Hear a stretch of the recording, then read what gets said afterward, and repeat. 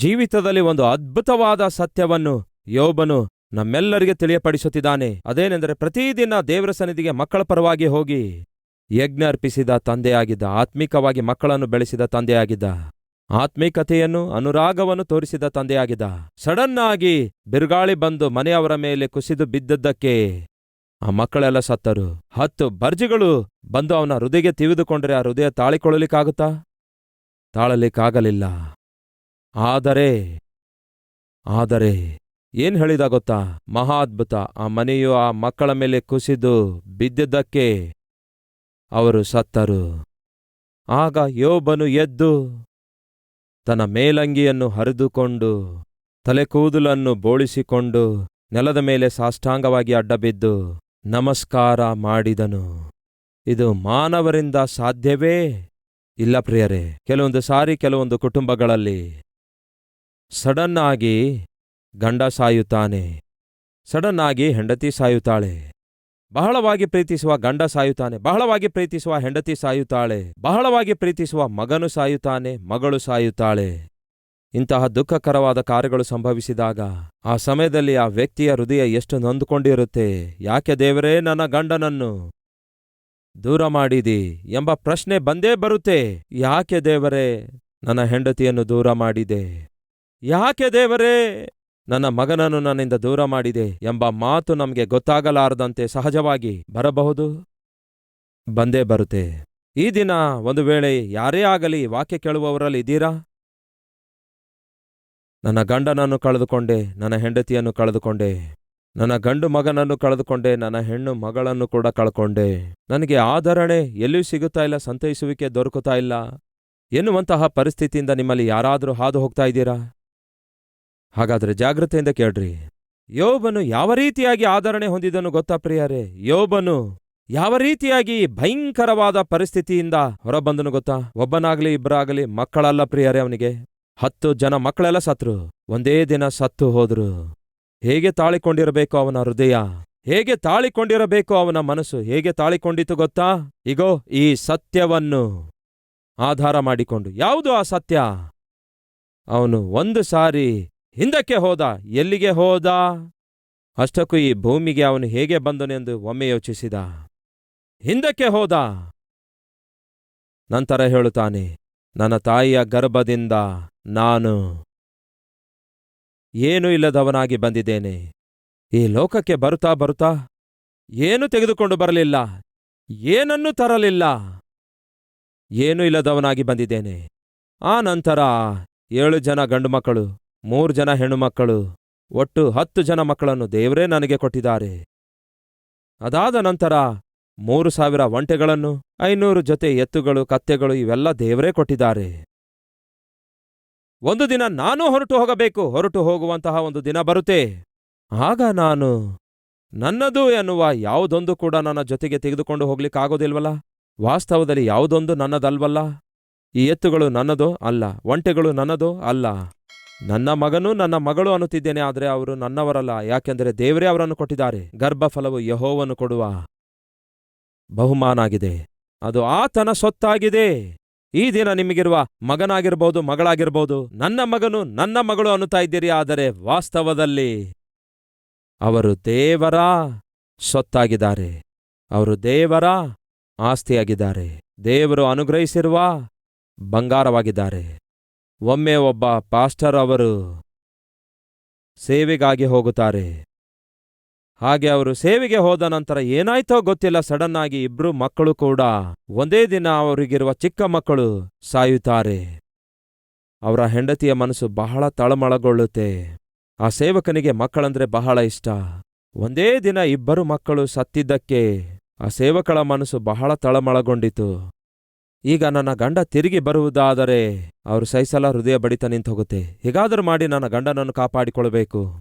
ಇರುವ 2 ಮಕ್ಕಳನ್ನು ಕಾಪಾಡಿಕೊಳ್ಳಲಿಕ್ಕಾಗಲಿಲ್ಲ, ಕನಿಷ್ಠ ಗಂಡನನ್ನಾದರೂ ಕಾಪಾಡಿಕೊಳ್ಳಬೇಕು ಎಂದು ಯೋಚಿಸಿದಳು. ಗಂಡ ದೂರ ಪ್ರಾಂತದಿಂದ ಸೇವೆ ಮಾಡಿ ಬಂದ, ಆಯಾಸಗೊಂಡು ಬಂದ. ಸ್ನಾನ ಮಾಡಿ ಬಂದು ಕೂತ್ಕೊಂಡಾಗ ಹೆಂಡತಿ ಹೇಳ್ತಾಳೆ, ಏನ್ರಿ ನಿಮ್ಮೊಂದಿಗೆ ಸ್ವಲ್ಪ ಮಾತಾಡಬೇಕು ಅಂದಳು. ಏನು ಹೇಳು ಅಂದ. ಪಕ್ಕದ ಮನೆಯವರು ನನಗೆ 2 ತೊಲೆ ಬಂಗಾರ ಇಟ್ಕೋ ಅಂತ ಕೊಟ್ರು. ಆ 2 ತೊಲೆ ಬಂಗಾರ ನನ್ನ ಹತ್ರ ಇರುವವರೆಗೂ ನನಗೆ ಗೊತ್ತಾಗಲಾರದೆಯೇ ಆ ಬಂಗಾರದ ಮೇಲೆ ನನಗೆ ಆಸೆ ಹೆಚ್ಚಾಯಿತು, ನನಗೆ ಇಷ್ಟ ಹೆಚ್ಚಾಯಿತು. ಅದರ ಮೇಲೆಯೇ ನನ್ನ ಮನಸ್ಸು ಬಿದ್ದಿತ್ತು. ಈಗ ಪಕ್ಕದ ಮನೆಯವರು ಬಂದು, ನಿಮಗೆ 2 ತೊಲೆ ಬಂಗಾರ ಕೊಟ್ಟಿದ್ದೇವಲ್ಲವೇ, ಆ ಬಂಗಾರ ತಿರುಗಿ ಕೊಡ್ರಿ ಅನ್ನುತ್ತಾ ಇದ್ದಾರೆ, ಆದರೆ ನನಗೆ ಮನಸ್ಸು ಒಪ್ಪುತ್ತಾ ಇಲ್ರಿ ಅಂದಳು. ಕೊಡುವ ಮನಸ್ಸಾಗ್ತಾ ಇಲ್ರಿ ಎಂದು ಹೇಳಿದಳು. ಆಗ ಆ ಸೇವಕನು ಹೇಳ್ತಾನೆ, ಅದೇನು, ಆ ಬಂಗಾರ ನಮ್ಮದೇನು ಅಲ್ವಲ್ಲ ಅಂದಾಗ, ಅಲ್ಲ ಅಂದಳು. ಅದು ಅವರದಲ್ಲವೋ ಅಂದ್ರೆ, ಹೌದು ಅವರದೇ ಅಂದಳು. ಅದರ ಮೇಲೆ ಮನಸ್ಸಿಡುವುದು ತಪ್ಪಲ್ಲವೇ ಅಂದನು. ಅದೇನೋ ರೀ, ಬಹಳ ಕಾಲದಿಂದ ಆ ಬಂಗಾರ ನನ್ನ ಹತ್ರ ಇರೋದ್ರಿಂದ ಪ್ರತಿದಿನ ಆ ಬಂಗಾರವನ್ನು ನಾನು ನೋಡ್ತಾ ಇರುವವರೆಗೂ ಅದರ ಮೇಲೆಯೇ ನನ್ನ ಮನಸ್ಸು ಬಿದ್ದಿತು. ಈಗ ಆ ಬಂಗಾರ ಕೊಡಬೇಕೆಂಬ ಮನಸ್ಸಾಗ್ತಾ ಇಲ್ಲ, ನಾನು ಮಾಡೋದು ತಪ್ಪಂತೀರಾ ಅಂದಾಗ, ಖಂಡಿತವಾಗಿ ತಪ್ಪು ಅಂದ. ನಮ್ಮದು ಅಲ್ಲದೇ ಇರುವ ಬಂಗಾರ ನಾವು ಎಂದಿಗೂ ಕೂಡ ಇಟ್ಕೊಳ್ಬಾರದು. ಹಾಗಾದ್ರೆ ತಿರುಗಿ ಕೊಡಬೇಕನ್ನುತ್ತೀರಾ? ಖಂಡಿತವಾಗಿ ಕೊಡಬೇಕು ಅಂದ. ಕೊಡಬೇಕಾದಾಗ ಅಳಬೇಕಂತೀರಾ? ಯಾಕೆ ಅಳಬೇಕು? ಅದು ನಮ್ಮದಲ್ಲವಲ್ಲ. ಸ್ವಲ್ಪ ಕಾಲ ನಮ್ಮ ಹತ್ರ ಇಟ್ಕೊಳ್ಳಲಿಕ್ಕೆ ಕೊಟ್ಟಿದ್ದಾರೆ, ಈಗ ಅವರು ತಿರುಗಿ ತೆಗೆದುಕೊಳ್ತಿದ್ದಾರೆ. ಅವರು ತಿರುಗಿ ತೆಗೆದುಕೊಳ್ಳುವಾಗ ಯಾಕೆ ಅಳಬೇಕು ನೀನು? ಸಂತೋಷದಿಂದ ಕೊಟ್ಬಿಡು. ಆ ಬಂಗಾರ ನೀನು ಬಳಸ್ಲಿಕ್ಕಾಯ್ತಾ? ಹೌದು ಬಳಸಿದೇ ರೀ.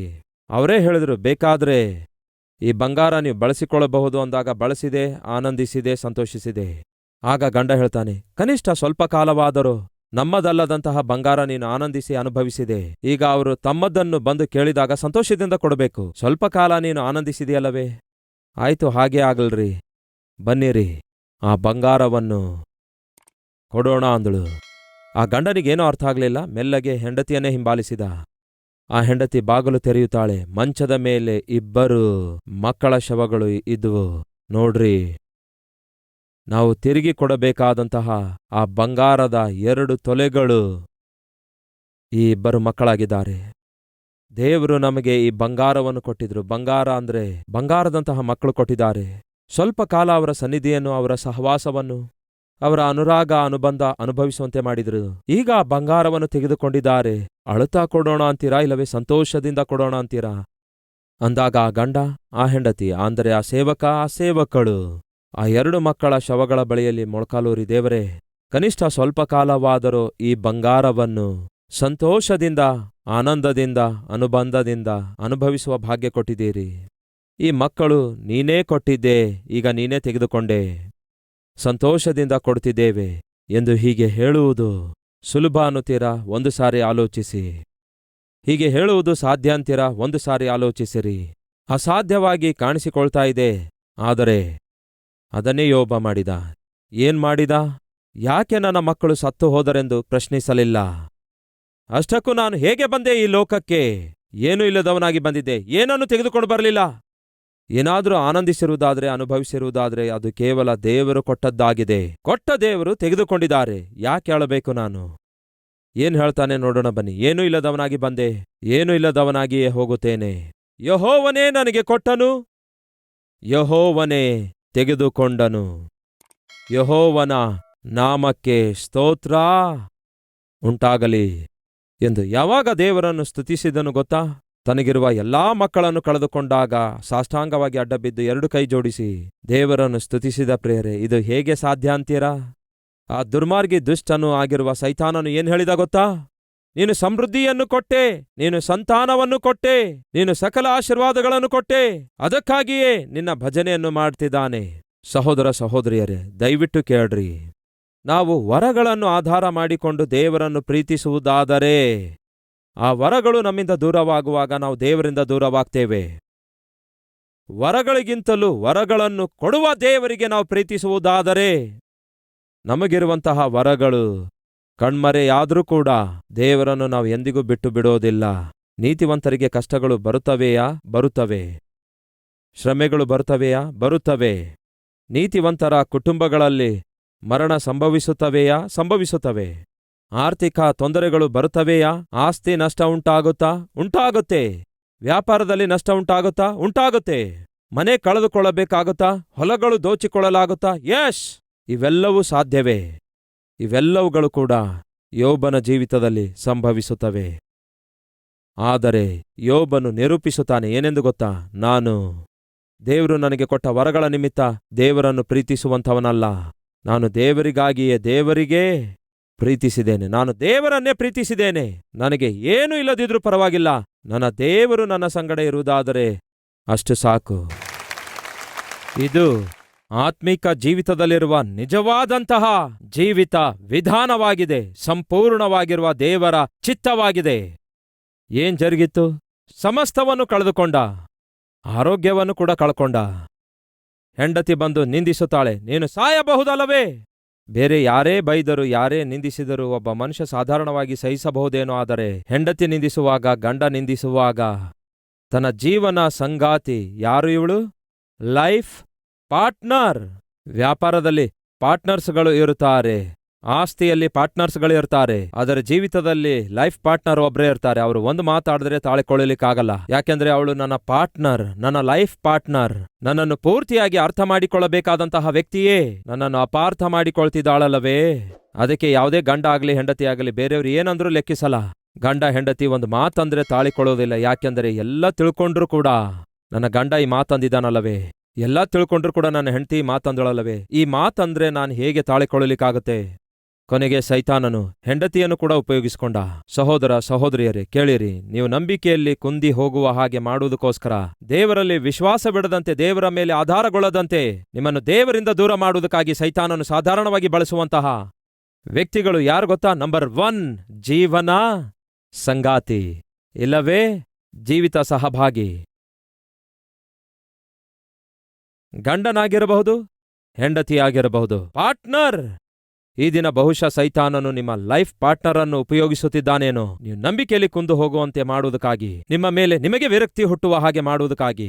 ಯಾಕೆ ಬೇಕು ಈ ಭಕ್ತಿ? ಯಾರಿಗೆ ಬೇಕು ಈ ದೇವರು? ಏನ್ ಮಾಡ್ತಿದ್ದಾರೆ? ಇಷ್ಟೊಂದು ನಾನು ಕುಗ್ಗಿ ಹೋಗುತ್ತಿರುವಾಗ, ನನ್ನ ಗಂಡ ಇಷ್ಟೊಂದು ಕಾಡಿಸುತ್ತಿರುವಾಗ, ಅದೇ ರೀತಿ ನನ್ನ ಹೆಂಡತಿ ನನಗೆ ನರಕಯಾತನೆ ತೋರಿಸುತ್ತಿರುವಾಗ ಏನ್ ಮಾಡ್ತಿದ್ದಾರೆ ದೇವರು ಎನ್ನುವ ಹಾಗೆ ದೇವರ ಮೇಲೆಯೇ ನಿಮಗೆ ಅನುಮಾನ ಬರುವಂತೆ ಮಾಡುವ ಪ್ರಕ್ರಿಯೆಯಲ್ಲಿ ಸೈತಾನನು ನಿಮ್ಮ ಹೆಂಡತಿಯನ್ನು ಬಳಸಬಹುದು, ನಿಮ್ಮ ಗಂಡನನ್ನು ಬಳಸಬಹುದು.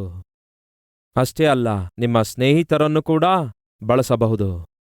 ಸಂತಾನ ಕಳೆದುಕೊಂಡ ಪ್ರಿಯರೇ, ಜೀವನ ಸಂಗಾತಿಯಾಗಿರುವ ಹೆಂಡತಿ ಬಂದು ನಿಂದಿಸುತ್ತಾಳೆ. ಅಲ್ಲಿಗೆ ನಿಲ್ಲಲಿಲ್ಲ ಪ್ರಿಯರೇ, 4 ಜನ ಸ್ನೇಹಿತರು ಬರುತ್ತಾರೆ. ಆ 4 ಜನ ಸ್ನೇಹಿತರು 3ನೇ ಅಧ್ಯಾಯದಿಂದ 31ನೇ ಅಧ್ಯಾಯದವರೆಗೂ 3 ಸಾರಿ ಮೀಟಿಂಗ್ ಮಾಡ್ತಾರೆ. ಎಷ್ಟು ಸಾರಿ? 3 ಸಾರಿ ಮೀಟಿಂಗ್ಸ್ಗಳು ಜರುಗಿದು. ಯಾರೊಂದಿಗೆ? ಸ್ನೇಹಿತರೊಂದಿಗೆ, ಯೋಬನೊಂದಿಗೆ. ಈ ಸ್ನೇಹಿತರೆಲ್ಲ ಹೇಳುವುದೇನೆಂದರೆ, ಯೋಬನೇ, ನಿನಗರ್ಥವಾಗ್ತಿಲ್ಲ ನಿಜವಾಗ್ಲೂ ಜರುಗಿದೇನೆಂದು. ಏನ್ ಜರುಗಿದೆ? ನಿನ್ನ ಮಕ್ಕಳು ಪಾಪ ಮಾಡಿರ್ತಾರೆ, ಅದಕ್ಕೆ ಪ್ರಾಣ ಕಳ್ಕೊಂಡ್ರು. ಅಯ್ಯೋ, ಅದು ವಾಸ್ತವವಲ್ಲ. ನೀನ್ ಹೇಳ್ತಾ ಇದ್ದಿ ವಾಸ್ತವವಲ್ಲವೆಂದು. ಮತ್ತ್ಯಾಕೆ ಅವರು ಸತ್ತು ಹೋದ್ರು? ನನ್ನ ಮಕ್ಕಳನ್ನು ಹೇಗೆ ಬೆಳೆಸಿದ್ದೇನೆ ನನಗೆ ಗೊತ್ತು. ಪ್ರಾರ್ಥನೆಯಿಂದ ಬೆಳೆಸಿದ್ದೇನೆ. ಪ್ರತಿದಿನ ಅವರಿಗೋಸ್ಕರ ಪ್ರಾರ್ಥಿಸಿದ್ದೇನೆ. ಅವರು ಮಾಡಿದ ಪಾಪದ ನಿಮಿತ್ತ ಅವರು ಪ್ರಾಣ ಕಳ್ಕೊಂಡಿದ್ದಾರೆ ಎಂದು ಹೇಳಿದ್ರೆ ಸಹಿಸಲ್ಲ. ನೀನು ಸಹಿಸದೇ ಇರಬಹುದು, ಆದರೆ ವಾಸ್ತವ ಮಾತ್ರ ಅದೇ. ಅಷ್ಟಕ್ಕೂ ನೀತಿವಂತರಿಗೆ ಶಿಕ್ಷೆಯಾಗುತ್ತದೋ? ನೀತಿವಂತರು ನಿನ್ನಂತೆ ಎಲ್ಲವನ್ನೂ ಹೀಗೆ ಕಳ್ಕೊಳ್ತಾರೋ? ನೀನೇನ್ ಪಾಪ ಮಾಡಿದೆಯೋ? ಯಾವ ತಪ್ಪು ಮಾಡಿದೆಯೋ? ಮನುಷ್ಯರಿಗೆ ಗೊತ್ತಾಗದಂತೆ ಏನೇನ್ ಮಾಡಿದೆಯೋ ನೀನು? ನೀನು ಮಾಡಿದ ಪಾಪಿಷ್ಟ ಕಾರ್ಯಗಳಿಗಾಗಿ ಇವೆಲ್ಲವೂ ನಿನಗೆ ಸಂಭವಿಸಿವೆ. ಒಂದು ಕಡೆ ಜೀವನ ಸಂಗಾತಿಯಾಗಿರುವವಳು ಬಂದು ಹೇಳ್ತಾಳೆ, ಸಾಯಬಹುದಲ್ಲವೇ ನೀನು? ಬದುಕಿದ್ದು ಏನು ಲಾಭ? ಆಗ ಯೋಬ ಹೇಳ್ತಾನೆ, ನನ್ನ ಶ್ವಾಸ ನನ್ನ ಹೆಂಡತಿಗೆ ಅಸಹ್ಯವಾಯಿತು. ಯಾವಾಗ ಸಾಯುತ್ತೇನೆಂದು ನನ್ನ ಹೆಂಡತಿ ಕಾದು ಎದುರು ನೋಡ್ತಿದ್ದಾಳೆ. ಅಷ್ಟಕ್ಕೂ ಆ ಯೋಚನೆ ಆಲೋಚನೆ ಎಷ್ಟೊಂದು ಯೋಬನಿಗೆ ಕದಲಿಸಿರುತ್ತೆ. ಒಮ್ಮೆ ಆಲೋಚಿಸಿರಿ. ಅವನಿಗೆ ಅರ್ಥ ಮಾಡಿಕೊಳ್ಳಬೇಕಾದಂತಹ ಸ್ನೇಹಿತರು ಬಂದು ಅಪಾರ್ಥ ಮಾಡಿಕೊಂಡರು ಪ್ರಿಯರೇ. ಅನುಮಾನ ಪಡುತ್ತಾರೆ ಪ್ರಿಯರೇ. ಅಪನಿಂದನೆಯನ್ನು ಹೋರಿಸುತ್ತಾರೆ, ಅನ್ಯಾಯದ ತೀರ್ಪನ್ನು ಹೋರಿಸುತ್ತಾರೆ. ಯೋಬನೇ, ದೇವರು ನೀತಿವಂತರನ್ನು ಶಿಕ್ಷಿಸುವುದಿಲ್ಲ. ಬಹುಶಃ ನೀನು ಅನೀತಿವಂತನಾಗಿ ಜೀವಿಸಿರುತ್ತಿ, ಅಪವಿತ್ರನಾಗಿ ಜೀವಿಸಿರುತ್ತಿ. ನಿನ್ನ ಮಕ್ಕಳು ಪಾಪ ಮಾಡಿರ್ತಾರೆ, ಅದಕ್ಕೆ ಹೀಗೆ ಜರುಗಿದೆ. ಅದಕ್ಕೆ ಸಹೋದರ ಸಹೋದರಿಯರೇ, ದಯವಿಟ್ಟು ಗಮನಿಸಿರಿ. ನಮ್ಮ ಜೀವಿತದಲ್ಲಿ ಉಂಟಾಗುವ ಶ್ರಮೆಗಳಿಗೆ, ಕಷ್ಟಗಳಿಗೆ, ಕಣ್ಣೀರಿನ ಕಣಿವೆಯ ಪರಿಸ್ಥಿತಿಗಳಿಗೆ ಕಾರಣ ಕೇವಲ ಪಾಪ ಒಂದೇ ಅಲ್ಲ. ಕೆಲವೊಂದು ಸಂದರ್ಭದಲ್ಲಿ ನೀವು ನೀತಿಯಿಂದ ಜೀವಿಸುವಾಗ, ಯಥಾರ್ಥತೆಯಿಂದ ಜೀವಿಸುವಾಗ, ಆತ್ಮಿಕರಾಗಿ ಜೀವಿಸುವಾಗ, ಪರಿಶುದ್ಧರಾಗಿ ಜೀವಿಸುವಾಗ ಕೆಲವೊಂದು ಸಾರಿ ನಿಮಗೆ ಗೊತ್ತಾಗಲಾರದ ರೀತಿಯಲ್ಲಿಯೇ ನಿಮ್ಮ ಮೇಲೆ ಶ್ರಮೆಗಳು ಬರುತ್ತವೆ, ಕಷ್ಟಗಳು ಬರುತ್ತವೆ, ಕೊರತೆ, ಬರಗಾಲ ಬರುತ್ತೆ. ಕೆಲವು ಸಾರಿ ನೀವು ಬಹಳವಾಗಿ ಪ್ರೀತಿಸಿದವರನ್ನೇ ಕಳೆದುಕೊಳ್ಳಬೇಕಾಗುತ್ತೆ. ಆದರೆ ಒಂದನ್ನು ಮಾತ್ರ ಜ್ಞಾಪಕದಲ್ಲಿಟ್ಕೊಳ್ರಿ, ನಾವು ಈ ಲೋಕಕ್ಕೆ ಏನನ್ನೂ ತೆಗೆದುಕೊಂಡು ಬರಲಿಲ್ಲ, ಈ ಲೋಕದಿಂದ ಏನೂ ತೆಗೆದುಕೊಂಡು ಹೋಗೋದಿಲ್ಲ. ಈ ವಾಸ್ತವವನ್ನು ನೀವು ತಿಳ್ಕೊಳ್ಳುವುದಾದರೆ, ಈ ಲೋಕಕ್ಕೆ ನೀವು ಏನನ್ನೂ ತೆಗೆದುಕೊಂಡು ಬರಲಿಲ್ಲ. ಕೆಲವು ದಿನಗಳಾದ ಮೇಲೆ ಅಮ್ಮ ಯಾರೆಂದು ಗೊತ್ತಾಯ್ತು, ಅಪ್ಪ ಯಾರೆಂದು ಗೊತ್ತಾಯ್ತು, ಅಣ್ಣ ಯಾರು, ಅಕ್ಕ ಯಾರು ಎಂದು ಗೊತ್ತಾಯ್ತು. ಆನಂತರ ನಡೆಯುತ್ತಾ ನಿಮ್ಮ ಜೀವಿತದಲ್ಲಿ ಅನೇಕ ಜನರನ್ನು ಪರಿಚಯಿಸಿಕೊಂಡ್ರಿ. ಆನಂತರ ನಿಮ್ಮ ಜೀವಿತದಲ್ಲಿ ಒಬ್ಬ ಲೈಫ್ ಪಾರ್ಟ್ನರ್ ಬಂದಳು, ನಿಮಗೆ ಮಕ್ಕಳು ಕೂಡ ಆದರು. ಇವೆಲ್ಲವೂ ಕೂಡ ಈ ಜೀವಿತ ಕಾಲದಲ್ಲಿ ನಿಮ್ಮ ಪ್ರಯಾಣದಲ್ಲಿ ನೀವು ಹೊಂದಿಕೊಂಡಿರುವ ಆಶೀರ್ವಾದಗಳಾಗಿವೆ, ನೀವು ಆನಂದಿಸುವುದಕ್ಕಾಗಿ ಆಧಾರವಾಗಿವೆ. ಒಂದು ದಿನ ನೀವು ಮರಣ ಹೊಂದುತ್ತೀರಿ. ಮರಣ ಹೊಂದಿದಾಗ ನಿಮ್ಮೊಂದಿಗೆ ಯಾರೂ ಬರಲ್ಲ. ಒಬ್ಬಂಟಿಗರಾಗಿ ಬಂದಿದ್ದೀರಿ, ಒಬ್ಬಂಟಿಗರಾಗಿಯೇ ಹೋಗ್ತೀರಿ. ಇದೇ ಜೀವನದ ಸತ್ಯ. ಯೋಬನು ಎಲ್ಲಿ ಆಧರಿಸಲ್ಪಟ್ಟನು ಗೊತ್ತಾ? ಸತ್ಯದ ಮೇಲೆ. ತನ್ನ ಸಮಸ್ಯೆಯನ್ನು ಹೋಲಿಸಿಕೊಂಡಾಗ, ನನ್ನ ಮಕ್ಕಳು ಹೋದ್ರಲ್ಲವೇ, ನನ್ನ ಆಸ್ತಿ ಹೋಯ್ತಲ್ಲವೇ, ನನ್ನ ಆಸ್ತಿ ಅನ್ನುವುದಕ್ಕೆ ಯಾವ ಆಧಾರ ಇದೆ ನನಗೆ? ನಾನು ಏನೂ ತರಲಿಲ್ವಲ್ಲ. ಕರೆಕ್ಟೇ. ನನ್ನ ಮಗನು ನನ್ನ ಮಗಳು ಅನ್ನುವುದಕ್ಕೆ ನನಗೆ ಯಾವ ಹಕ್ಕಿಲ್ವಲ್ಲ. ನಾನು ಏನೂ ತರಲಿಲ್ವಲ್ಲ. ಬರುವಾಗ ಒಬ್ಬಂಟಿಗನೇ ಬಂದೆನಲ್ಲವೇ? ಏನೂ ಇಲ್ಲದವನಾಗಿ ಬಂದೆ, ಏನೂ ಇಲ್ಲದವನಾಗಿಯೇ ಹೋಗುತ್ತೇನಲ್ಲವೇ? ನನ್ನದು ಅನ್ನೋದಕ್ಕೆ ಏನಿದೆ? ಯಾವುದು ನನ್ನದಲ್ಲ. ನನಗಿರುವಂಥದ್ದು ಯಾವುದಾದ್ರೂ ಇದೆ ಅನ್ನುವುದಾದರೆ ಆ ದೇವರು ನನಗೆ ಕೊಟ್ಟಿರೋದೇ ಆಗಿದೆ. ಆ ದೇವರೇ ತಿರುಗಿ ತೆಗೆದುಕೊಂಡಿದ್ದಾರೆ. ಇದು ವಾಸ್ತವವಾಗಿದೆ. ಈ ವಾಸ್ತವದ ಮೇಲೆ ನಮ್ಮ ಜೀವಿತ ನಿರ್ಮಿಸಿಕೊಳ್ಳುವುದಾದರೆ, ನಮ್ಮ ಜೀವಿತದಲ್ಲಿ ಏನೇ ಹೊಂದಿಕೊಂಡರೂ ಏನೇ ಕಳೆದುಕೊಂಡರೂ ದೇವರನ್ನು ನಾವು ಪ್ರಶ್ನಿಸೋದಿಲ್ಲ. ಒಂದು ಅದ್ಭುತ ಮಾತನ್ನು ಹೇಳಿ ಮುಗಿಸುತ್ತೇನೆ. ಏನದು? ಯೋಬ 1ನೇ ಅಧ್ಯಾಯ 22ನೇ ವಚನ. ಈ ಸಂಗತಿಗಳಲ್ಲೆಲ್ಲ ಯಾವುದೊಂದು ವಿಷಯದಲ್ಲಿಯೂ ಯೋಬನು ಪಾಪ ಮಾಡಲಿಲ್ಲ ಮತ್ತು ದೇವರು ಅನ್ಯಾಯ ಮಾಡಿದ್ದಾನೆ ಎಂದು ಬಾಯಿ ಮಾತಿನಿಂದಲೂ ಕೂಡ ಹೇಳಲಿಲ್ಲ. ಯೋಬನ ಸ್ನೇಹಿತರು ಬಂದು ಅವನನ್ನು ನಿಂದಿಸಿ ಪೀಡಿಸುತ್ತಾ ಇರುವಾಗ ದೇವರು ಬಂದು ಪ್ರತ್ಯಕ್ಷನಾಗುತ್ತಾರೆ. ದೇವರು ಅವನ ಸ್ನೇಹಿತರನ್ನೆಲ್ಲ ಗದರಿಸುತ್ತಾರೆ. ಆನಂತರ ದೇವರು ಯೋಬನಿಗೆ ಹೇಳುತ್ತಾರೆ, ಯೋಬನೇ, ನಿನ್ನ ಸ್ನೇಹಿತರಿಗೋಸ್ಕರ ನೀನು ಪ್ರಾರ್ಥಿಸಿದ ಹೊರತು ನಾನು ಅವರನ್ನು ಶಿಕ್ಷಿಸದೆ ಬಿಡೋದಿಲ್ಲ. ಯೋಬನಂತೆ ಪ್ರಿಯರೇ, ಆ ಸ್ನೇಹಿತರಿಗೋಸ್ಕರ. ಎಂತಹ ಸ್ನೇಹಿತರು? ನಿಂದಿಸಿದ ಸ್ನೇಹಿತರು, ಬಾಧಿಸಿದಂತಹ, ವೇದಿಸಿದಂತಹ, ನರಕ ತೋರಿಸಿದಂತಹ, ಬದುಕಿರುವಾಗಲೇ ನರಕ ಯಾತನೆ ತೋರಿಸಿರುವ ಈ ಸ್ನೇಹಿತರಿಗೋಸ್ಕರ ಯೋಬನು ಪ್ರಾರ್ಥಿಸಿದನಂತೆ. ಹೇಗೆ ಸಾಧ್ಯವಾಯಿತು? ಯೋಬನು ನೀತಿವಂತನಾಗಿದ್ದ. ತನ್ನನ್ನು ಬಾಧೆಪಡಿಸಿದವರಿಗೋಸ್ಕರ ಪ್ರಾರ್ಥಿಸಿದ, ತನ್ನನ್ನು ನಿಂದಿಸಿದವರಿಗೋಸ್ಕರ ಪ್ರಾರ್ಥಿಸಿದ. ಆಗ ಜರುಗಿದ್ದೇನು? ಓದೋಣ ಬನ್ನಿ. ಯೋಬನ ಪುಸ್ತಕ 42ನೇ ಅಧ್ಯಾಯ ವಚನ 9ರಿಂದ. ತೇಮಾನ್ಯನಾದ ಎಲಿಫಜನು, ಶೂಹ್ಯನಾದ ಬಿಲ್ದನೂ, ನಾಮಾಥ್ಯನಾದ ಚೋಫರನೂ ಹೋಗಿ ಯೆಹೋವನು ತಮಗೆ ಆಜ್ಞಾಪಿಸಿದ ಪ್ರಕಾರ ಮಾಡಲು ಯೆಹೋವನು ಯೋಬನ ವಿಜ್ಞಾಪನೆಯನ್ನು ಲಾಲಿಸಿದನು. ಯೋಬನು ತನ್ನ ಸ್ನೇಹಿತರಿಗೋಸ್ಕರ ಪ್ರಾರ್ಥಿಸಿದ ಬಳಿಕ ಯೆಹೋವನು ಅವನ ದುಸ್ಥಿತಿಯನ್ನು ಹೋಗಲಾಡಿಸಿ ಕ್ಷೇಮಸ್ಥಿತಿಯನ್ನು ಅನುಗ್ರಹಿಸಿದನು. ಮತ್ತು ಯೋಬನಿಗೆ ಮೊದಲಿಗಿಂತ 2ರಷ್ಟು ಹೆಚ್ಚಾಗಿ ಯೆಹೋವನು ಅವನಿಗೆ ದಯಪಾಲಿಸಿದನು. ಯೋಬನು ಕಳೆದುಕೊಂಡ ಸಮಸ್ತವನ್ನು ತಿರುಗಿ ಯೋಬನು ಹೊಂದಿಕೊಂಡ. 2ರಷ್ಟು ಹೊಂದಿಕೊಂಡ. ಸಕಲ ಆಶೀರ್ವಾದಗಳನ್ನು ಹೊಂದಿಕೊಂಡ. ಸಹೋದರ ಸಹೋದರಿಯರೇ, ನೀತಿವಂತರಿಗೂ ಕೂಡ ಕಷ್ಟಗಳು ಬರ್ತವೆ. ಯಾಕೆ ದೇವರು ಆ ಕಷ್ಟಗಳನ್ನು ಅನುಮತಿಸುತ್ತಾರೆ ಗೊತ್ತಾ? ನಿಮ್ಮ ನಂಬಿಕೆಯನ್ನು ಪರೀಕ್ಷಿಸುವುದಕ್ಕಾಗಿ. ನೀವು ದೇವರು ಕೊಟ್ಟ ವರಗಳಿಗೋಸ್ಕರ ದೇವರನ್ನು ಆರಾಧಿಸುತ್ತಿದ್ದೀರೋ ಇಲ್ಲವೇ? ದೇವರು ನಿಮಗೆ ತೋರಿಸಿರುವ ಪ್ರೀತಿಯ ನಿಮಿತ್ತ, ಆತನ ಪ್ರೀತಿ ಆಧಾರ ಮಾಡಿಕೊಂಡು ನೀವು ದೇವರನ್ನು ಸೇವಿಸುತ್ತಾ ಇದ್ದೀರೋ? ವರಗಳ ನಿಮಿತ್ತ ದೇವರನ್ನು ನೀವು ಸೇವಿಸುತ್ತಿರುವುದಾದರೆ ಆ ವರಗಳನ್ನು ನೀವು ಕಳೆದುಕೊಳ್ಳುವಾಗ ದೇವರನ್ನು ನೀವು ಬಿಟ್ಟು ಬಿಡ್ತೀರಿ. ಆದರೆ ದೇವರು ನನ್ನನ್ನು ಪ್ರಾಣ ಕೊಡುವಷ್ಟು ಪ್ರೀತಿಸಿದ್ದಾರೆ, ತನ್ನ ಪ್ರಾಣವನ್ನೇ ನನಗಾಗಿ ಧಾರೆ ಎರೆದಿದ್ದಾರೆ. ಇಂತಹ ಪ್ರೇಮಮಯನಾದ ದೇವರನ್ನು ಹೊಂದಿದ್ದೇನೆ, ಅಷ್ಟು ಸಾಕು ನನಗೆ. ಏನ್ ಮಾಡಿದ್ದಾರೆ ದೇವರೆಂದು ಯಾವತ್ತೂ ಪ್ರಶ್ನಿಸಬೇಡಿ. ಒಮ್ಮೆ ಕಲ್ವರಿ ಕ್ರೂಜೆ ನೋಡಿರಿ, ಆತನು ಮಾಡಿದ್ದೇನೆ ಎಂದು ಅರ್ಥ ಆಗುತ್ತೆ. ಅದಕ್ಕಿಂತ ಇನ್ನೇನ್ ಮಾಡಬೇಕು? ತನ್ನ ಪ್ರಾಣವನ್ನೇ ನಿಮಗಾಗಿ ಕೊಟ್ಟಿದ್ದಾನೆ, ಅದಕ್ಕಿಂತಲೂ ಹೆಚ್ಚಾಗಿ ಇನ್ನೇನ್ ಮಾಡಬೇಕು? ಹಾಗಾಗಿ ಸಹೋದರ ಸಹೋದರಿಯರೇ, ಪ್ರಾರ್ಥಿಸಿದಾಗ ಉತ್ತರ ಬರದೇ ಇದ್ದರೆ ಏನ್ ಮಾಡಿದ್ದಾರೆ ದೇವರು ನನಗೋಸ್ಕರ ಅನ್ನಬೇಡಿರಿ. ಆಗ ದೇವರು ಹೇಳ್ತಾರೆ, ನಿಮಗೊಂದು ಉದ್ಯೋಗ ಕೊಡದೇ ಇರುವುದಕ್ಕಾಗಿ ಅಳ್ತಾ ಇದ್ದೀರಿ, ಅದಕ್ಕಿಂತಲೂ ಶ್ರೇಷ್ಠವಾದುದು ನನ್ನ ಜೀವಿತ, ನನ್ನ ಪ್ರಾಣ ಆಗಿದೆ. ನಿಮಗೋಸ್ಕರ ನನ್ನ ಪ್ರಾಣವನ್ನೇ ಕೊಟ್ಟಿದ್ದೇನೆ. ಎಂದೇ ಆಗಲಿ ಸೈತಾನನು ಬಂದು ಈ ಪ್ರಶ್ನೆ ಹಾಕುವಾಗ, ನಿಮ್ಮನ್ನು ನಿಂದಿಸುವಾಗ, ಏನ್ ಮಾಡಿದಾನೆ ನಿಮ್ಮ ದೇವರು, ಏನ್ ಮಾಡಿದ್ದಾರೆ ಎಂದು ಸೈತಾನನು ನಿಮ್ಮನ್ನು ಪ್ರಶ್ನಿಸಿ ಕಾಡಿಸುತ್ತಾ ಇರುವುದಾದರೆ, ಒಂದು ಸಾರಿ ಅವನಿಗೆ ಕಲ್ವರಿ ಬೆಟ್ಟವನ್ನು ತೋರಿಸಿರಿ, ಒಂದು ಸಾರಿ ಅವನಿಗೆ ಆ ಶಿಲುಬೆಯನ್ನು ತೋರಿಸಿರಿ. ಒಮ್ಮೆ ನೋಡು ಆ ಶಿಲುಬೆ, ಅದಕ್ಕಿಂತಲೂ ಇನ್ನೇನ್ ಮಾಡ್ಬೇಕು? ನನಗೋಸ್ಕರ ಪಾಪಿಷ್ಠನಾಗಿದ್ದೆ, ಪಾತಾಳಕ್ಕೆ ಹೋಗುವವನಾಗಿದ್ದೆ.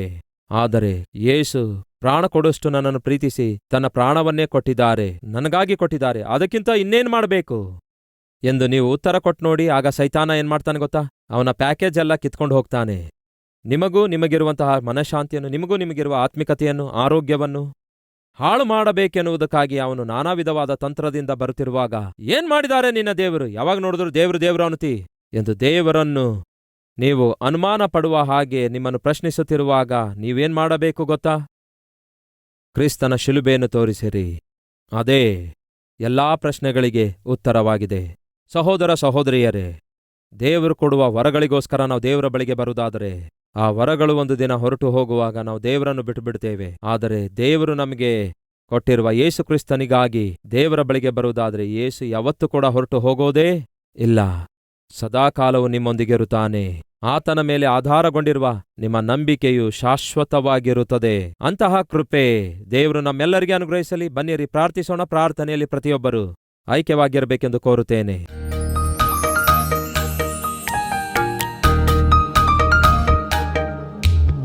ಮಹಾಪರಿಶುದ್ಧನಾದ ಪ್ರೀತಿಯುಳ್ಳ ತಂದೆಯೇ, ಕರ್ತನೆ, ಭಕ್ತನಾದ ಯೋಬನು ಸಂತಾನವನ್ನು ಕಳೆದುಕೊಂಡ, ಸಮೃದ್ಧಿಯನ್ನು ಕಳೆದುಕೊಂಡ, ಸಕಲ ಆಸ್ತಿಯನ್ನು ಕಳೆದುಕೊಂಡ, ಆದರೆ ಸತ್ಪ್ರವರ್ತನೆಯನ್ನು ಮಾತ್ರ ಕಳೆದುಕೊಳ್ಳಲಿಲ್ಲ. ದೇವರೇ, ನಿಮ್ಮ ವಿಷಯದಲ್ಲಿ ಅವನು ಹೊಂದಿಕೊಂಡಿರುವಂತಹ ಸದ್ಗುಣವುಳ್ಳ ಒಳ್ಳೆ ಹೃದಯ ಮಾತ್ರ ಕಳ್ಕೊಳ್ಳಲಿಲ್ಲ. ದೇವರೇ, ನಿಮ್ಮ ಮೇಲೆ ಇರುವಂತಹ ಅದ್ಭುತವಾದ ನಂಬಿಕೆಯನ್ನು ಕಳೆದುಕೊಳ್ಳಲಿಲ್ಲ. ಕಾರಣ, ಯೋಬನು ನಿಮ್ಮನ್ನು ನಂಬಿರುವುದು ನೀವು ಕೊಟ್ಟ ವರದ ನಿಮಿತ್ತವಲ್ಲ, ನೀವು ಯಾರಾಗಿದ್ದೀರೋ ಅದಕ್ಕಾಗಿ ನಂಬಿದ್ದ. ಹಾಗಾಗಿ ನೀವಿದ್ರೇ ಸಾಕು ಎಂಬ ನಂಬಿಕೆಯಿಂದಲೇ ತನ್ನ ಜೀವಿತವನ್ನು ನಿಲ್ಲಿಸಿಕೊಂಡಿದ್ದ, ಸ್ಥಿರಪಡಿಸಿಕೊಂಡ. ದೇವರೇ, ಈ ಲೋಕದಲ್ಲಿ ಯಾವುದೊಂದು ನಮ್ಮದಲ್ಲ, ಯಾವುದೊಂದನ್ನು ನಾವು ತಂದವರಲ್ಲ, ಯಾವುದೊಂದನ್ನು ನಾವು ತೆಗೆದುಕೊಂಡು ಹೋಗೋದಿಲ್ಲ. ಏನೂ ಇಲ್ಲದವರಾಗಿ ಬಂದೆವು, ಏನೂ ಇಲ್ಲದವರಾಗಿ ಹೋಗುತ್ತೇವೆ. ಯಾವುದೂ ಶಾಶ್ವತವಲ್ಲ, ಯಾವುದೊಂದು ಸ್ವಂತವಾದದಲ್ಲ. ನನ್ನದು ನನ್ನದು ಎಂದು ಹೇಳುವ ಹಾಗಿಲ್ಲ. ಇದೇ ವಾಸ್ತವ. ಈ ವಾಸ್ತವದ ಮೇಲೆ ನಮ್ಮ ಜೀವಿತವನ್ನು ನಾವು ಕಟ್ಟಿಕೊಳ್ಳುವುದಾದರೆ ಯಾವುದಕ್ಕೂ ಭಯಪಡೋದಿಲ್ಲ, ಯಾವುದಕ್ಕೂ ಬೆದರೋದಿಲ್ಲ, ಯಾವುದಕ್ಕೂ ದೇವರೇ ನಾವು ಗಾಬರಿ ಪಡೋದಿಲ್ಲ. ಪ್ರತಿಯೊಂದಕ್ಕೂ ನಿಮ್ಮ ಮೇಲೆ ಆಧಾರಗೊಳ್ತೇವೆ, ನಿಮ್ಮನ್ನೇ ಸ್ಮರಿಸುತ್ತೇವೆ, ನಿಮ್ಮನ್ನೇ ಸ್ತುತಿಸುತ್ತೇವೆ. ದೇವರೇ, ನಿಮ್ಮ ಮೇಲೆಯೇ ನಮ್ಮ ಜೀವಿತವನ್ನು ಆಧಾರ ಮಾಡಿಕೊಂಡು ಮುಂದಕ್ಕೆ ಸಾಗುತ್ತೇವೆ. ಯೋಬನಿಗಿರುವಂತಹ ಅದ್ಭುತವಾದ ಆತ್ಮಿಕತೆ ನಮ್ಮೆಲ್ಲರಿಗೂ ದಯಪಾಲಿಸಿರೆಂದು, ಈ ಅಮೂಲ್ಯವಾದ ಅಸ್ಥಿವಾರ ಹಾಕಿಕೊಂಡು ಜೀವಿತ ಕಾಲವೆಲ್ಲ ನಾವು ಬದುಕುವ ಹಾಗೆ ಸಹಾಯ ಮಾಡಿರೆಂದು ಯೇಸುವಿನ ನಾಮದಲ್ಲಿ ಬೇಡಿ ಹೊಂದಿದ್ದೇವೆ ತಂದೆಯೇ, ಆಮೆನ್.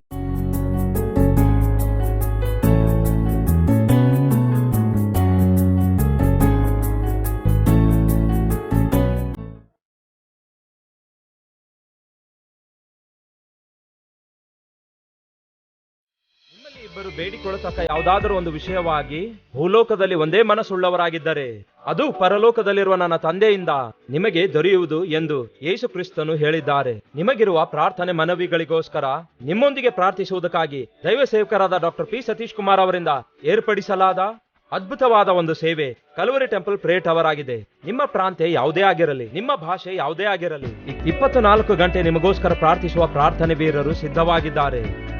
ಪ್ರತಿದಿನ 3,000ಕ್ಕೂ ಅಧಿಕ ಪ್ರಾರ್ಥನೆ ಮನವಿಗಳು ನಮಗೆ ಬರುತ್ತಾ ಇವೆ.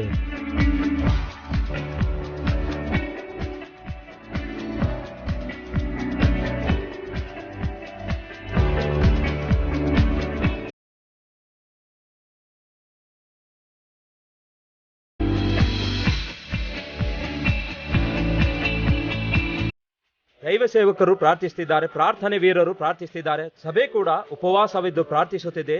ದೇವರು ಅದ್ಭುತ ಕಾರ್ಯಗಳನ್ನು ಮಾಡ್ತಿದ್ದಾರೆ. ಈಗಲೇ ಸ್ಕ್ರೀನ್ ಮೇಲೆ ಕಾಣಿಸುವ ನಂಬರಿಗೆ ಫೋನ್ ಮಾಡಿ ನಿಮಗಿರುವ ಸಮಸ್ಯೆಗಳಿಗೋಸ್ಕರ ನಮ್ಮೊಂದಿಗೆ ಸೇರಿ ಪ್ರಾರ್ಥಿಸಿರಿ. ದೇವರು ಕೊಡುವ ಉತ್ತರ ಪಡೆದುಕೊಳ್ಳಿರಿ. ಪ್ರಾರ್ಥನೆ ಮನವಿಗಳಿಗೋಸ್ಕರ ನೀವು ಫೋನ್ ಮಾಡಬೇಕಾದ ನಂಬರ್ 0900006000900 ಎನ್ನುವಂಥದ್ದೇ. ಎಲ್ಲಾ ಜನರು ರಕ್ಷಿಸಲ್ಪಡಬೇಕೆಂದು 17 ಭಾಷೆಗಳಲ್ಲಿ ಶುದ್ಧವಾದ ವಾಕ್ಯವನ್ನು ಸಾರುತ್ತಾ ಭಾರದಿಂದ ಪ್ರಾರ್ಥಿಸುತ್ತಾ ಅನುದಿನವೂ ಆತನ ರಕ್ಷಣೆ ಸುವಾರ್ತೆಯನ್ನು ಪ್ರಕಟಿಸಿರಿ ಎಂದು ವಾಕ್ಯ ಹೇಳುತ್ತಿರುವ ಪ್ರಕಾರ ವಾಕ್ಯಾನುಸಾರವಾಗಿ ಸೇವೆ ಮಾಡುತ್ತಿರುವ ಈ ಅದ್ಭುತವಾದ ಸೇವೆಯಲ್ಲಿ ನೀವು ಕೂಡ ಪಾಲ್ಗೊಂಡವರಾಗಿ ಅನೇಕರಿಗೆ ಆಶೀರ್ವಾದಕರವಾಗಿ ಮಾರ್ಪಡಿರಿ. ದೇವರ ಆಶೀರ್ವಾದಗಳನ್ನು ಹೊಂದಿಕೊಳ್ಳಿರಿ. ಪ್ರಾರ್ಥನೆ ಮನವಿಗಳಿಗೋಸ್ಕರ ನೀವು ಫೋನ್ ಮಾಡಬೇಕಾದ ಫೋನ್ ನಂಬರ್ 0900006000900 ಎನ್ನುವಂಥದ್ದೇ. ಈ ದಿನ ಕಲ್ವರಿ ಸ್ವರವನ್ನು ಕೋಟ್ಯಾಂತರ ಜನ ವೀಕ್ಷಿಸುತ್ತಿದ್ದಾರೆ. ತಮಿಳು ಭಾಷೆಯಲ್ಲಿ ತಮಿಳುನಾಡಿನಲ್ಲಿ, ಕನ್ನಡ ಭಾಷೆಯಲ್ಲಿ ಕರ್ನಾಟಕದಲ್ಲಿ, ಮಲಯಾಳಂ ಭಾಷೆಯಲ್ಲಿ ಕೇರಳದಲ್ಲಿ, ಒರಿಯಾ ಭಾಷೆಯಲ್ಲಿ ಒರಿಸ್ಸಾದಲ್ಲಿ, ಮರಾಠಿ ಭಾಷೆಯಲ್ಲಿ ಮಹಾರಾಷ್ಟ್ರದಲ್ಲಿ, ಬೆಂಗಾಲಿ ಭಾಷೆಯಲ್ಲಿ ಪಶ್ಚಿಮ ಬಂಗಾಳದಲ್ಲಿ, ಪಂಜಾಬ್ ಭಾಷೆಯಲ್ಲಿ ಪಂಜಾಬ್ನಲ್ಲಿ, ಭೋಜ್ಪುರಿ ಭಾಷೆಯಲ್ಲಿ ಬಿಹಾರ್ನಲ್ಲಿ, ಹಿಂದಿ ಭಾಷೆಯಲ್ಲಿ ನಾರ್ತ್ ಇಂಡಿಯಾದಲ್ಲಿ, ಉರ್ದು ಭಾಷೆಯಲ್ಲಿ ಜಮ್ಮು ಕಾಶ್ಮೀರ್, ಪಾಕಿಸ್ತಾನ್, ಅಫ್ಘಾನಿಸ್ತಾನ್, ಗಲ್ಫ್ ಕಂಟ್ರೀಸ್ಗಳಲ್ಲಿ, ನೇಪಾಳ್ ಭಾಷೆಯಲ್ಲಿ, ಆಸಾಂ ಭಾಷೆಯಲ್ಲಿ, ತೆಲುಗುವಿನಲ್ಲಿ, ಹೀಗೆ ಭಾರತ ದೇಶದಲ್ಲಿರುವಂತಹ ಪ್ರಧಾನ ಭಾಷೆಗಳಲ್ಲಿ ಯೇಸುಕ್ರಿಸ್ತನ ಕುರಿತಾದ ಪ್ರೀತಿ ಸುವಾರ್ತೆಯನ್ನು ಪ್ರತಿ ಭಾಷೆಯಲ್ಲಿ ಸಾರುತ್ತಿರುವಂತಹ ಮೊಟ್ಟ ಮೊದಲ ಸಭೆ ಈ ಭಾರತ ದೇಶ ಚರಿತ್ರೆಯಲ್ಲಿಯೇ ನಮ್ಮ ಕಲ್ವರಿ ಟೆಂಪಲ್ ಆಗಿದೆ. ಯಾಕೆ ಇಷ್ಟೊಂದು ಸುವಾರ್ತೆ ಪ್ರಕಟಿಸುತ್ತಾ ಇದ್ದೇವೆ, ಸುವಾರ್ತೆ ತಲುಪಿಸಬೇಕೆಂದು ತವಕಿಸುತ್ತಿದ್ದೇವೆ? ದಯವಿಟ್ಟು ಕೇಳಿ. ರೋಮಪುರದವರಿಗೆ ಬರೆದ ಪತ್ರಿಕೆ 10ನೇ ಅಧ್ಯಾಯ 13ನೇ ವಚನ ಹೇಳುವುದೇನೆಂದರೆ, ಕರ್ತನ ನಾಮವನ್ನು ಹೇಳಿಕೊಳ್ಳುವವರೆಲ್ಲರಿಗೇ ರಕ್ಷಣೆಯಾಗುವುದು. ಯಾರು ರಕ್ಷಿಸಲ್ಪಡುತ್ತಾರಂತೆ? ಕರ್ತನ ನಾಮದಲ್ಲಿ ಪ್ರಾರ್ಥನೆ ಮಾಡುವಂಥವರು ರಕ್ಷಿಸಲ್ಪಡುತ್ತಾರೆ. ಯಾರಾದರೂ ರಕ್ಷಿಸಲ್ಪಡಬೇಕು, ತಾವು ಮಾಡಿದ ಪಾಪದಿಂದ ಬಿಡುಗಡೆ ಹೊಂದಬೇಕಾದರೆ ಯೇಸುವಿಗೆ ಪ್ರಾರ್ಥಿಸಬೇಕು. ಯೇಸುವಿಗೆ ಪ್ರಾರ್ಥಿಸಬೇಕಾದರೆ ಯೇಸುವಿನಲ್ಲಿ ನಂಬಿಕೆ ಇಡಬೇಕು. ಯೇಸುವಿನಲ್ಲಿ ನಂಬಿಕೆ ಇಡಬೇಕಾದರೆ ಯೇಸುವಿನ ಕುರಿತಾಗಿ ಕೇಳಬೇಕು. ಯೇಸುವಿನ ಕುರಿತು ಕೇಳಬೇಕಾದರೆ ಯಾರಾದರೂ ಕೇಳುವಂತೆ ಮಾಡಬೇಕು. ಯಾರಾದರೂ ಒಬ್ಬರು ಕೇಳುವಂತೆ ಮಾಡಬೇಕಾದ್ರೆ ಹಾಗೆ ಕೇಳುವಂತೆ ಮಾಡುವವರಿಗೆ ಯಾರಾದರೂ ಒಬ್ಬರು ಕಳುಹಿಸಬೇಕು. ಕಲ್ವರಿ ಸ್ವರಕ್ಕೆ ಸಹಾಯ ಮಾಡುವಂತಹ ನೀವೆಲ್ಲ ಏನ್ ಮಾಡ್ತಿದ್ದೀರಿ ಗೊತ್ತಾ? ಈ ದೀನ ಸೇವಕನು ಸಾರುವಂತಹ ಸುವಾರ್ತೆಯ ಹಿಂದೆ ಇದ್ದುಕೊಂಡು ಪ್ರಕಟಿಸುವಂತೆ ಮಾಡುತ್ತಿದ್ದೀರಿ. ನಾನು ಸಾರುವಂತಹ ಈ ಸಂದೇಶಗಳು 17 ಭಾಷೆಗಳಲ್ಲಿ ಭಾರತ ದೇಶದ 4 ದಿಕ್ಕುಗಳಲ್ಲಿ ಸಾರಲ್ಪಡ್ತಿದೆ. ಭಾರತ ದೇಶದಲ್ಲಿ ಅಷ್ಟೇ ಅಲ್ಲ, ನಮ್ಮ ಬಲಗಡೆಯಲ್ಲಿರುವ ಬಾಂಗ್ಲಾದೇಶಲ್ಲಾಗಿರ್ಬೋದು, ನಮ್ಮ ಕೆಳಭಾಗದಲ್ಲಿರುವ ಶ್ರೀಲಂಕಾದಲ್ಲಿ, ಮೇಲಿರುವಂತಹ ನೇಪಾಲ್ನಲ್ಲಿ, ಎಡಭಾಗದಲ್ಲಿರುವ ಪಾಕಿಸ್ತಾನ್, ಅಫ್ಘಾನಿಸ್ತಾನ್, ಗಲ್ಫ್ ಕಂಟ್ರೀಸ್ಗಳಲ್ಲಿ ಈ ದಿನ ಕಲ್ವರಿ ಸ್ವರ ಪ್ರಸಾರವಾಗುತ್ತಾ ಇದೆ. ಅವರು ಮಾತಾಡುವಂತಹ ಭಾಷೆಯಲ್ಲಿಯೇ ಕೇವಲ ನಮ್ಮ ದೇಶದಲ್ಲಿ ಮಾತ್ರವಲ್ಲ, ನಮ್ಮ ದೇಶದ ಸುತ್ತಲಿರುವಂತಹ ದೇಶಗಳಲ್ಲಿ ಸುವಾರ್ತೆ ಸಾರುತ್ತಾ ಇದ್ದೇವೆ. ಮುಂದ್ಬರುವಂತಹ ದಿನಗಳಲ್ಲಿ ಏಷ್ಯಾ ಖಂಡದಲ್ಲಿರುವಂತಹ ಪ್ರತಿ ದೇಶಕ್ಕೆ ಸುವಾರ್ತೆ ಸಾರುವಂತಹ ಸಭೆಯಾಗಿ ನಮ್ಮ ಸಭೆಯನ್ನು ದೇವರು ಆಶೀರ್ವದಿಸಬೇಕು ಎಂದು ನಾವು ಪ್ರಾರ್ಥಿಸುವವರಾಗಿರಬೇಕು. ನಾವು ತಿಳಿದುಕೊಂಡಿರುವ ಸತ್ಯವನ್ನು ತಿಳಿಸಲಾರದೇ ಇರುವುದಾದರೆ ಎಷ್ಟು ನಷ್ಟ. ಒಂದು ನಿರ್ಣಯ ತೆಗೆದುಕೊಳ್ಳಿ. ನಾನು ರಕ್ಷಿಸಲ್ಪಟ್ಟಿರುವುದಾದರೆ ಯಾರೋ ಒಬ್ಬರು ನನಗೆ ಯೇಸುವಿನ ಬಗ್ಗೆ ತಿಳಿಸಿದ್ರು. ಹಾಗೆಯೇ ನಶಿಸಿ ಹೋಗುವಂಥವರು ರಕ್ಷಿಸಲ್ಪಡಬೇಕಾದರೆ ನಮಗೆ ಇಷ್ಟು ಚೆನ್ನಾಗಿ ವಾಕ್ಯ ಸಾರುವಂತಹ ದೀನ ಸೇವಕರನ್ನು ದೇವರು ನಮ್ಗೆ ಕೊಟ್ಟಿದ್ದಾರೆ. ವಾಕ್ಯ ಬಹು ವಿವರವಾಗಿಯೂ, ವಾಕ್ಯ ಬಹು ಅರ್ಥಗರ್ಭಿತವಾಗಿಯೂ, ಎಲ್ಲರೂ ಅರ್ಥ ಮಾಡಿಕೊಳ್ಳುವ ವಿಧಾನದಲ್ಲಿಯೂ ವಾಕ್ಯ ಸಾರುವಂತಹ ಸೇವಕರನ್ನು ದೇವರು ನಮ್ಗೆ ಕೊಟ್ಟಿದ್ದಾರೆ. ಈ ಸೇವಕರಿಗೆ ಸಹಾಯ ಮಾಡುವುದಾದರೆ, ಇಂತಹ ಸಂದೇಶವನ್ನು ಅನೇಕ ಲಕ್ಷಾಂತರ ಜನರು ಕೇಳುವಂತೆ ಮಾಡುವುದಾದರೆ ಅನೇಕರ ಜೀವಿತಗಳು ಬದಲಾಗುತ್ತವೆ ಎಂಬ ನಂಬಿಕೆ ಖಂಡಿತವಾಗಿ ನಿಮ್ಮೆಲ್ಲರಿಗೆ ಇದ್ದೇ ಇರುತ್ತೆ. ಆ ನಂಬಿಕೆಯುಳ್ಳ ಸಹೋದರ ಸಹೋದರಿಯರೇ, ಅದನ್ನು ಕ್ರಿಯೆಯಲ್ಲಿಡಿರಿ. ಸುವಾರ್ತೆ ತಲುಪಿಸಿರಿ. ಕರ್ತನ ನಾಮದಲ್ಲಿ ಪ್ರಾರ್ಥಿಸುವವರೆಲ್ಲರಿಗೆ ಏನಾಗುತ್ತೆ? ರಕ್ಷಣೆ ಉಂಟಾಗ್ತದೆ. ಹಾಗೆ ಪ್ರಾರ್ಥಿಸಬೇಕಾದರೆ ನಂಬಿಕೆ ಇಡಬೇಕು. ಹಾಗೆ ನಂಬಿಕೆ ಇಡಬೇಕಾದರೆ ಕೇಳಬೇಕು. ಕೇಳಬೇಕಾದರೆ ಯಾರಾದರೂ ಒಬ್ಬರು ಕೇಳುವಂತೆ ಮಾಡಬೇಕು. ಕೇಳುವಂತೆ ನನ್ನಂತಹ ಸೇವಕರು ಮಾಡಬೇಕಾದರೆ ನನ್ನ ಹಿಂದೆ ಇದ್ದುಕೊಂಡು ಏನ್ ಮಾಡಬೇಕು? ಈ ಸೇವಕನ ಸ್ವರವನ್ನು ಅನೇಕ ಭಾಷೆಗಳಲ್ಲಿ ತರ್ಜುಮೆ ಮಾಡಿ ಕೇಳುವಂತೆ ಮಾಡಬೇಕು. ನಾನೇನು ಮಾಡಬಲ್ಲೆನೋ ಬಹುಶಃ ಅದು ನೀವು ಮಾಡಲಾರದೇ ಇರಬಹುದು. ನೀವೇನನ್ನು ಮಾಡಬಲ್ಲಿರೋ ಬಹುಶಃ ಅದನ್ನು ನಾನು ಮಾಡ್ಲಿಕ್ಕಾಗದೇ ಇರಬಹುದು. ನೀವು ನಾನು ಒಟ್ಟಿಗೆ ಸೇರುವುದಾದರೆ ಲೋಕಕ್ಕೆ ಸುವಾರ್ತೆಯನ್ನು ತಲುಪಿಸಬಹುದು. ಹಾಗಾಗಿ ಒಂದು ತೀರ್ಮಾನ ತೆಗೆದುಕೊಳ್ಳಿ. ದೇವರು ನಿಮಗೆ ಕೊಟ್ಟ ಸಾಮರ್ಥ್ಯದ ಮೇರೆಗೆ ತಿಂಗಳಿಗೊಂದು ಸಾರಿ ಆಗಲಿ, ಇಲ್ಲವೇ 2 ತಿಂಗಳಿಗೊಂದು ಸಾರಿ ಆಗಲಿ, ಇಲ್ಲವೇ 3 ತಿಂಗಳಿಗೊಂದು ಸಾರಿ ಆಗಲಿ, ಇಲ್ಲವೇ ದೇವರು ನಿಮ್ಮ ಜೀವಿತದಲ್ಲಿ ಶುಭ ಕಾರ್ಯಗಳನ್ನು ಮಾಡುವಾಗ, ಆಶೀರ್ವಾದಗಳನ್ನು ಅನುಗ್ರಹಿಸಿದಾಗ ಕೃತಜ್ಞತೆಯುಳ್ಳವರಾಗಿ ಸುವಾರ್ತೆಗೆ ದಾನ ಮಾಡಿರಿ. ಪ್ರತಿ ಶನಿವಾರ ನಮ್ಮ ಕಲ್ವರಿ ಟೆಂಪಲ್ನಲ್ಲಿ ಸ್ಪಾನ್ಸರ್ಸ್ ಮೀಟ್ ಇರುತ್ತೆ. ಆ ಸ್ಪಾನ್ಸರ್ಸ್ ಮೀಟ್ನಲ್ಲಿ ಪಾಲ್ಗೊಳ್ಳಿರಿ. ಬನ್ನಿರಿ, ಎಲ್ಲರೂ ಸೇರಿ ಕ್ರಿಸ್ತನ ಸುವಾರ್ತೆಯನ್ನು, ಕ್ರಿಸ್ತನ ಪ್ರೀತಿಯಿಂದ ಕೂಡಿದ ಸುವಾರ್ತೆಯನ್ನು ಲೋಕಕ್ಕೆ ಸಾರಿ ಹೇಳುವ ಪ್ರಯತ್ನ ಮಾಡೋಣ. ಇದು ನಮ್ಮ ಜವಾಬ್ದಾರಿಕೆಯಾಗಿದೆ ಎಂದು ಮರೆಯಬೇಡಿರಿ.